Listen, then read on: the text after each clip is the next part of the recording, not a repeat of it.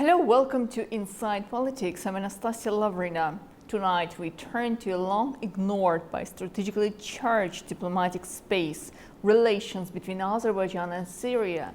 Despite the absence of former ambassadors and limited bilateral engagement, Baku and Damascus remain distant players on the regional stage. Yet their silence speaks volumes. Syria's historical alignment with Armenia has significantly shaped its approach to the South Caucasus, particularly during the tenure of Bashar al-Assad. However, with the recent shifts in Syria's political landscape following Assad's regime collapse, the dynamics are in flux. Meanwhile, Azerbaijan's deepening alliances with Turkey across military, economic and diplomatic lines has placed it on the opposing side of several regional divides, including the Syrian file. Azerbaijan has also actively supported Syria in its recovery efforts. In December 2024, Azerbaijan sent its first humanitarian aid convoy to Syria, providing 200 tons of food and essentials to those in need, including internally displaced persons in Aleppo. With the shifts in Syria's leadership, Turkey's recalibration in northern Syria, and Azerbaijan's growing role in regional energy infrastructure, the dynamics of the situation may be far more fluid than they initially appear. Azerbaijan has reopened diplomatic channels with Syria after more than a decade of silence, following a landmark meeting between President Ilham Aliyev and Syria's interim leader Ahmed al-Shara. President Ilham Aliyev has not made an official visit to Syria in recent years. However, ties between Baku and Damascus have warmed following a notable diplomatic engagement. On April 11, 2025, Aliyev met with Syria's interim president Ahmed al-Shara at the Antalya Diplomacy Forum in Turkey. This marked the first high-level contact between the two countries in over a decade. During their meeting, Aliyev congratulated al-Shara on his appointment and welcomed the changes in Syria's leadership. He announced the reopening of the Azerbaijani embassy in Damascus, which had been closed due to political differences and Syria's past alignment with Armenia. The move signalled a new phase of strategic re-engagement. Aliyev also expressed Azerbaijan's interest in participating in Syria's post-war reconstruction. Areas of potential cooperation include energy infrastructure, transmission systems, and security coordination. Azerbaijan has also offered its reconstruction experience from the territories retaken during the 2020 war as a framework for possible cooperation.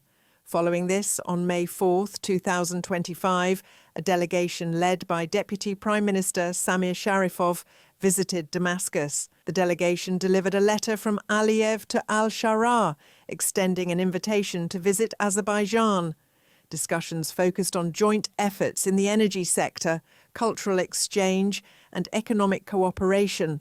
This renewed dialogue reflects Azerbaijan's broader goal of deepening ties with Arab states and reinforcing its presence in West Asia. While full diplomatic normalization may take time, recent steps suggest that Baku sees value in re-engaging with Damascus under its new leadership. Joining us today is Dr. Melih Demirtas, researcher and lecturer at Cappadocia University, former diplomat in Odessa and Vienna. And also with us we have Glenn Howard, president and chairman of Saratoga Foundation in the United States of America. Gentlemen, thank you for joining us. Let me start with you, Mr. Howard. Azerbaijan and Syria have traditionally been distant players in the region.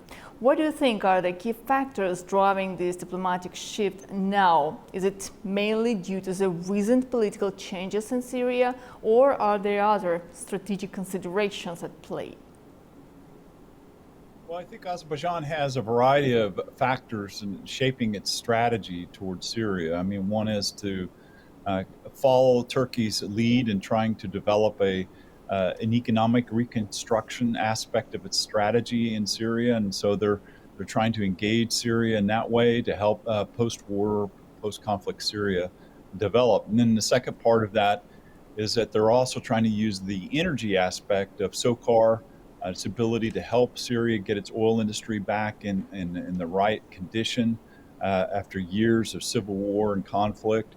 And so Azerbaijan is playing a very, I would say, soft power role, but also an economic aspect of its strategy. I mean, Turkey is obviously the gateway for Azerbaijan to the Middle East. I mean, it's certainly following that, but it's also trying to pursue its own interests in the Middle East now that also involves part of the Abraham Accord process, where it's trying to play a role with the normalization of relations with Israel and helping join the Abraham Accords.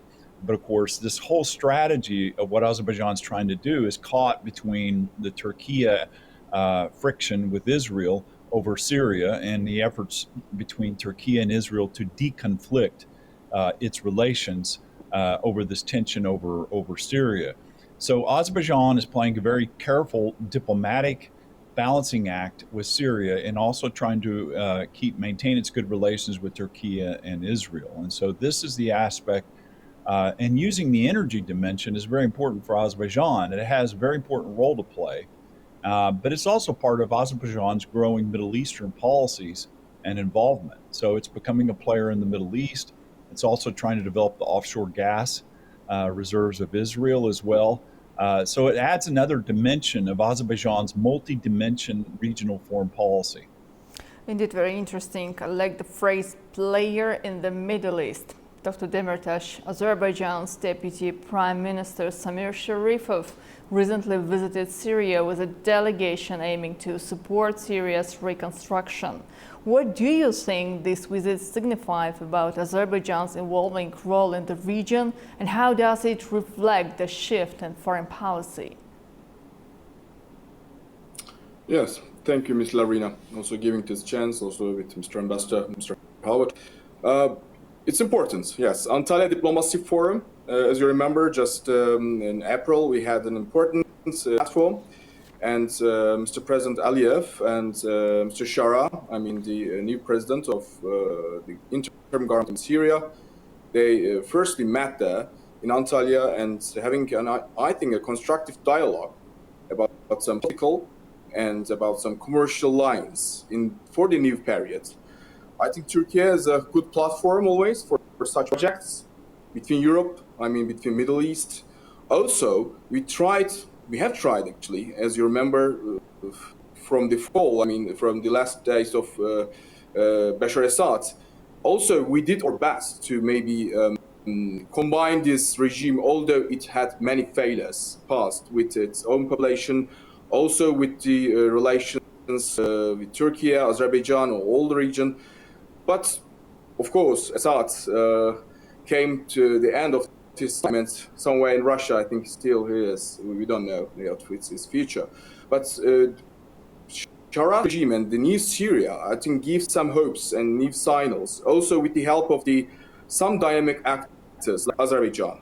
Azerbaijan, after the victorious moments, after the military victorious times, also the political important decisions of Mr. Aliyev and his cadre, we can say that now started a period, starting of course from the Caucasian frozen conflicts, with the Armenian negotiation process, and now the next step will come maybe with the other regions, starting from this Turkey as a neighbor, Syria, and maybe the other neighbors in the Middle East. Now, as Mr. Howard said, that maybe the Israeli faction gave some negative signals, especially for this period. And I think we need support of Azerbaijan as a diplomatic skillful player for this new period.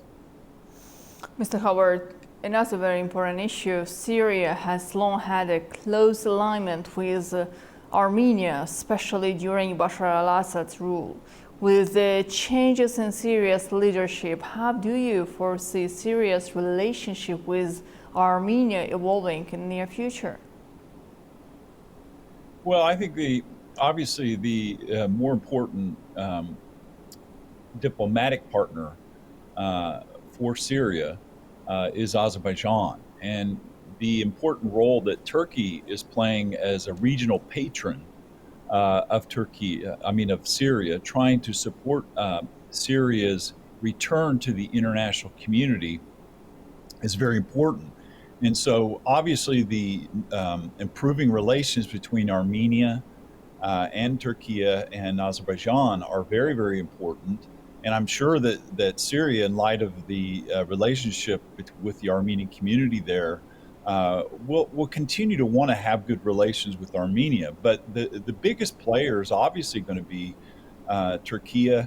And I don't think Syria will try to do anything that jeopardizes its relationship with Turkey over the Armenian issue. And so I think it just Turkey is too militarily and economically important to Syria's post-war future to where the Armenians are not going to be, the Armenian issue won't be a big issue.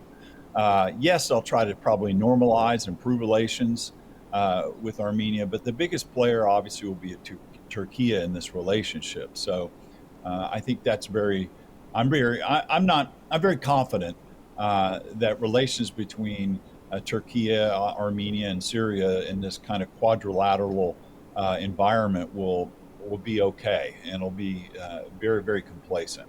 Indeed, so we can observe the new governmental approach to the reality in the South Caucasus, most probably. Dr. Demirtas, would be nice to know your opinion. As I already mentioned, historically, Syria supported Armenia in some sensitive issues for the region. Does this still influence Baku's reluctance to engage, or are new factors shaping this bilateral distance? Yes. If we start from the maybe Cold War years, we can understand the situation much more exactly. Because Turkey and Azerbaijani nations as maybe two suffering nations from these times. Unfortunately, due to attacks, of course, from the Armenian side, also due to attacks from this ethnic separatist organization, which are calling themselves like PKK and with other names, which are, of course, terrorist organizations for Turkey for longer years.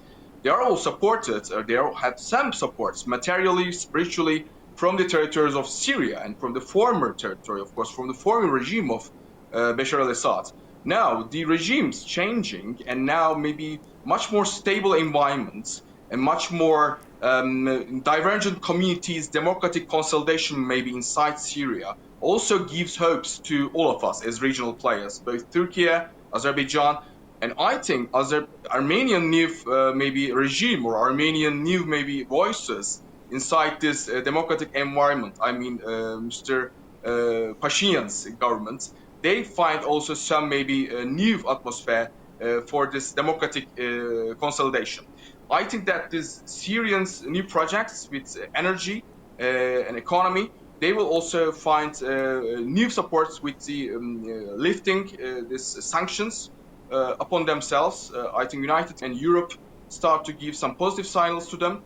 And I think that diplomatic, skillful behavior of Azerbaijan and also Turkey can give a new positive environment to this regional atmosphere. I hope so. But again, I give maybe some hesitation to Israeli attacks or Israeli harsh maybe military attitude inside this region. So we must maybe combine our diplomatic behavior, positive diplomatic behavior against this militaristic attitude from the side of Israel.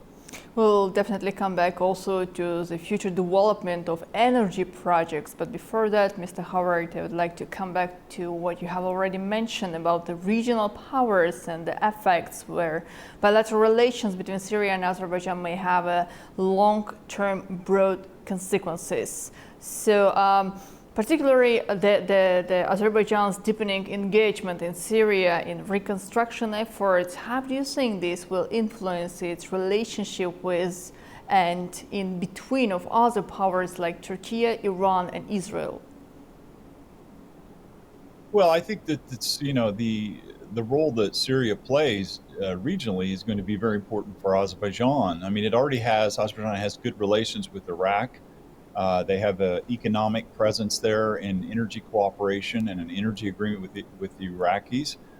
So it's natural that you're going to probably see Azerbaijan SOCAR getting more involved and trying to help restore the Syrian energy sector. So this will continue. It'll be through soft power and economically.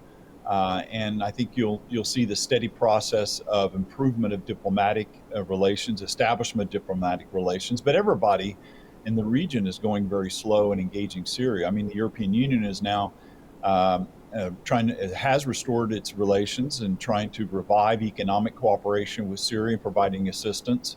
The United States has provided humanitarian assistance. So I think Azerbaijan is just basically following the other countries in the European Union and their role. And so they're kind of waiting to see how this plays out with the United States. But Azerbaijan is going very, very cautiously because of the conditions in its relationship with Israel.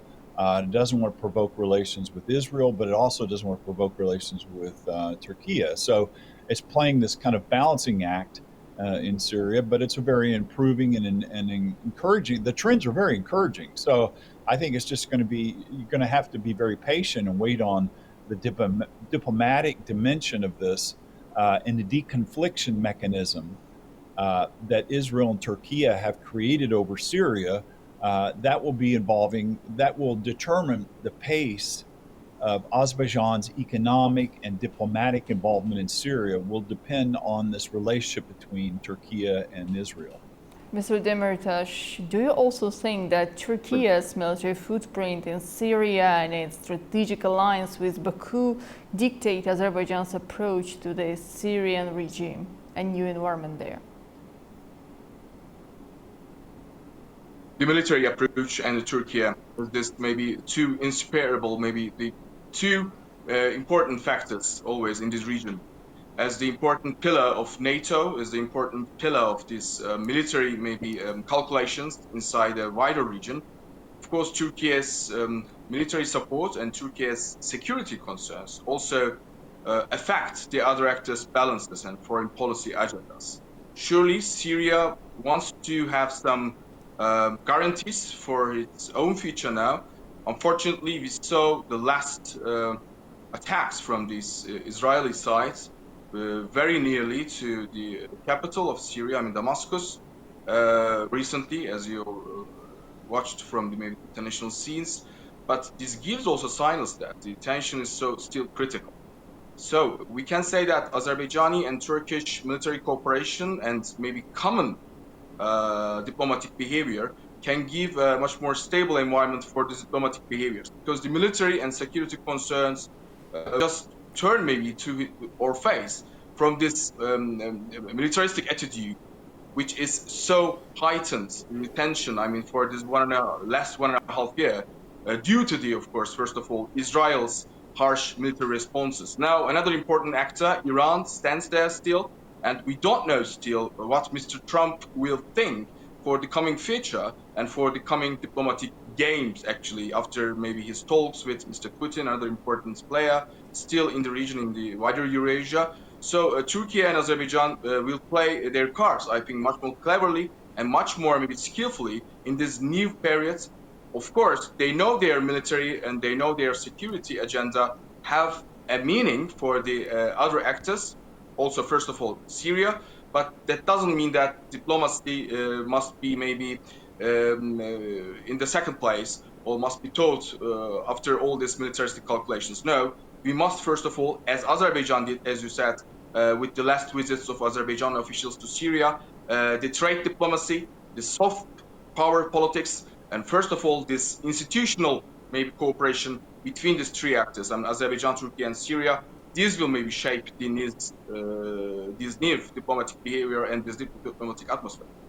Mr. Howard, a bit more about energy partnership. Is there any conceivable energy corridor, electricity, gas, or digital that could link Azerbaijan through Turkey into Syrian territory, especially as Damascus slowly reopens economically? Well, I think that no, not at the present time. I'm certainly not aware of that, and that these economic developments and series of regional economic partnerships that Azerbaijan is forming with Israel, Kurdistan region in Iraq, and in Syria, these are all basically creating the infrastructure and kind of a path for Azerbaijan to augment and increase its economic visibility and presence in the region. And with that, that will also come its diplomatic relations and visibility will improve. So I mean, it's basically it's following in the pattern of what Turkey is doing in the region, and Azerbaijan is a valuable and important economic and strategic military partner of Turkey, and so it's basically trying to follow that regional pattern that is being created. So you'll start to see these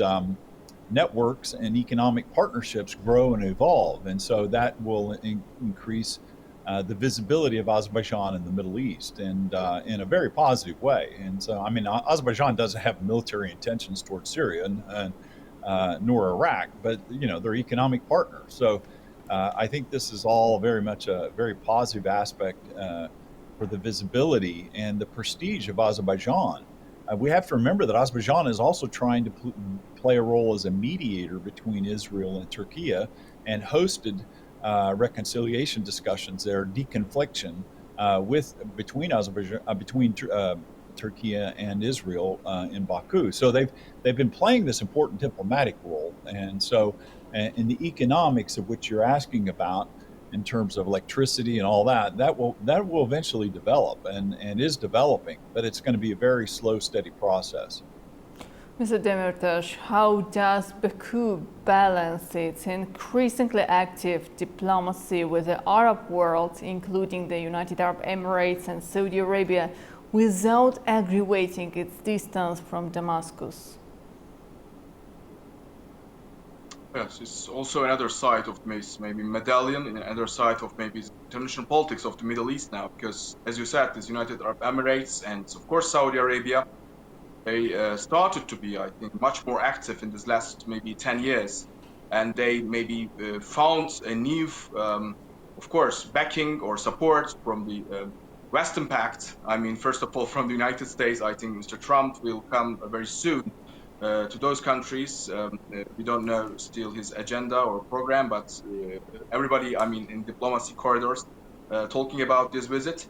Of course, Baku, as Mr. Aliyev's, I mean, diplomatic behavior shapes this new era. And I think United Arab Emirates and Saudi Arabia cannot be maybe separated from this diplomatic behavior of Azerbaijan in this new time. But I think Syria also does have a very fruitful and I think positive relation in this new era under Mr. El-Shara. Think about the important support. I mean, I don't know the exact sum of money or exact support coming from Saudi Arabia, but still we can talk about a very intimate connection between Saudi Arabia and Syrian new regime. United Arab Emirates, I think for these last 10 years, it's always in the same pot with its Saudi Arabian diplomatic behavior. And I think Qatari regime and I think Qatari foreign policy makers, they do all not see also some very deep divergences with these key players in the Middle East. So Turkey and Azerbaijan, I think two important players also between Eurasian and Middle East balances, because I want to call also these important two players, Turkey and Azerbaijan, two players which can also connect the Eurasian far lands to the Middle Eastern lands. Think about Mr. Aliyev's last visit to Beijing, I mean, to Chinese counterparts, and think about these projects, I mean, starting from this Belt and Road and Middle Corridor, and everything's also continue to happen in our very critical geography. I mean, in the Azerbaijani and Turkey's Anatolian projects, and now the Middle Eastern importance. I think we must confess, as healthy players, they have a very dynamic economics, thanks to, of course, natural resources, but thanks to, of course, the new regime ideals. They use this new populist support, I mean, coming from this World Cups, from this every project from the Saudi Arabian new prince, and they making this new, like the new Singapore, of new Hong Kong, or the new maybe dynamic players of this world economy. They play these cards very well. And Azerbaijani and Turkey, as I think diplomacy makers, do not separate their new projects from these new balances. We will maybe watch Mr. Trump's visit, and we will talk again maybe in a new program.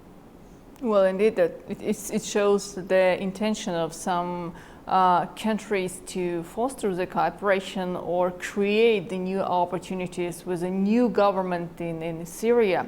So we don't have much time left, and I have just a couple of questions. Mr. Howard, To conclude, what role do you think Azerbaijan can play realistically in Syria's reconstruction, given the current challenges Syria faces both politically and economically?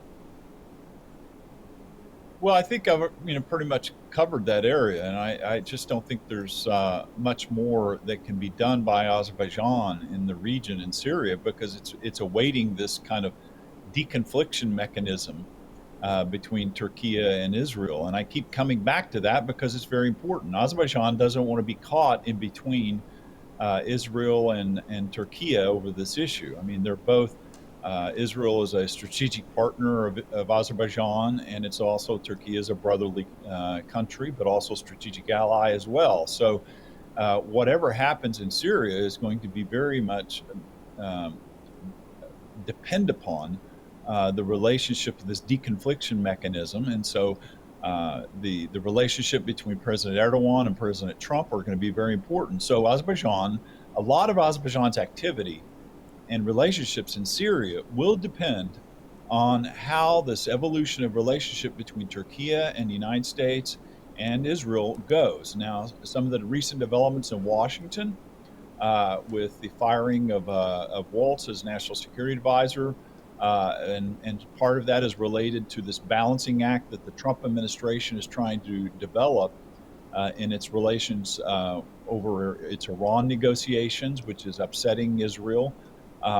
Those are continuing. And so there are all these processes that we're discussing today, the U.S. outreach to Iran, the Turkey relationship with Israel over Syria, all of this, Azerbaijan's role as a regional player is going to depend upon this.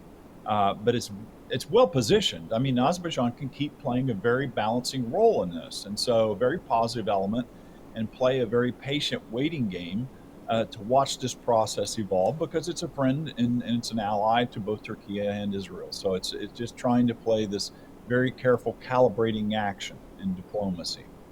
Mr. Demirtas, finally, with the recent official visits of the Azerbaijani delegation to Syria, bilateral meetings in Antalya, which we already discussed, do you believe Azerbaijan is positioning itself as a key player in Syria's post-conflict recovery, or at least among the key players? And what might be the long-term impact on both Azerbaijan's foreign policy and the broader regional dynamics? Yes, as we also responded in this first questions, it is definitely a key player, because it's made maybe one important step, one huge step. After this maybe military harsh years, after security concerns, of course, with the neighbor Armenia, after this maybe burden of the Soviet time, we can say that Azerbaijan turns now into a player of, as I said, both as an important player in Eurasian affairs, but also maybe starting from Syria as an important player in the Middle Eastern affairs. Also, thanks to the brother country, of course, Turkey, we can make this connection, I mean, both diplomatically and both politically, together into an advantage. Of course, Mr. Trump's, Mr. Putin's, these important leaders' behavior will affect us. But first of all, as Mr. Ambassador Howard said, that we must find some solutions also to some harsh, non-diplomatic attitude, or militaristic attitude of Israel, first of all. Mr. Netanyahu's government, we accept or not, but there are some failures. There are some important failures of humanitarian concerns. Still, it's continuing. And so we must change something about this. Also, thanks to Azerbaijani diplomatic efforts, maybe we can change, first of all, this humanitarian importance, grave concerns also of Turkey, also of many world leaders now in the world public opinion, as we all know that the situation is not so positive for Israel. So then after that, of course, Syria and Azerbaijan, also Turkey, they give real positive and important signals for a good and positive diplomatic atmosphere for the very near future. Gentlemen, thank you so much for your valuable contribution to today's program. Thanks for having me. Thank you.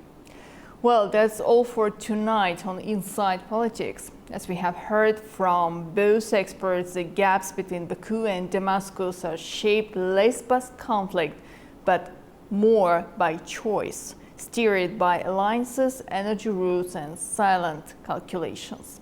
I'm Anastasia Lavrina. Thank you for watching Inside Politics, and see you soon.